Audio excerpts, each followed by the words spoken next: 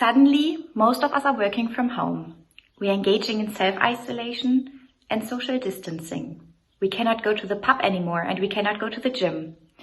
Public transport is largely standing still. Life, as we know it, is largely standing still. In the past couple weeks, most people in the UK and in many other countries around the world were forced into a much slower pace of life than we are usually used to. My colleague Professor Gianna Eckert and I are leading experts on how people decelerate or how they are slowing down. Our research has shown that being forced to slow down and to adapt to a slower way of living can feel odd and stressful. This slower life rhythm that we are currently experiencing is very different to the fast pace of everyday life that we are usually used to. However, once adjusted to the slow pace, people can get unexpected benefits from this otherwise very challenging situation. Our research shows that there are three main components to successfully slowing down. The first one is the embodied deceleration, which refers to the body itself slowing down. The second one is episodic deceleration, which refers to the decrease of number of activities you are engaging in on a daily basis. And the third one is technological deceleration, which refers to having control of your own time using technology.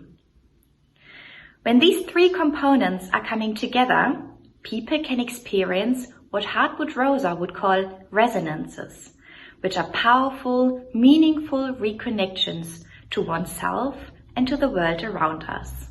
In times of COVID-19 and the staying at home policy, we see people forming these resonances, in particular to loved ones, the local community and oneself, none of which are always possible when living our usual accelerated, fast-paced lives. Reconnecting with loved ones is probably the most obvious, but also very powerful experience these days. Almost forgotten family rituals are being revived. Rather than having a quick bite to eat on our way home, we are spending time with our partners, families and flatmates, cooking comfort food and baking bread. Board games and movie nights are thriving again, and e-happy hours and e-pub quizzes with colleagues and friends are happening all around us.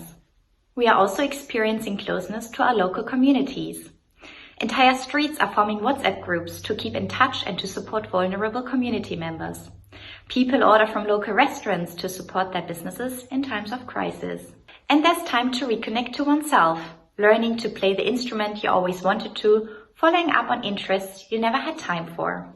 In sum, we are arguing that we can make the most of these challenging times at home by finding closeness in distance. Reconnecting with loved ones, the local community and ourselves in a way that we usually cannot can be a wonderfully enriching experience. We are not sure what the impact of experiencing this enforced slowness will be or can be, but we are hoping that it will remind people in how precious it can be to foster powerful connections, a sense of solidarity, care and kindness to oneself, loved ones and the local community around us.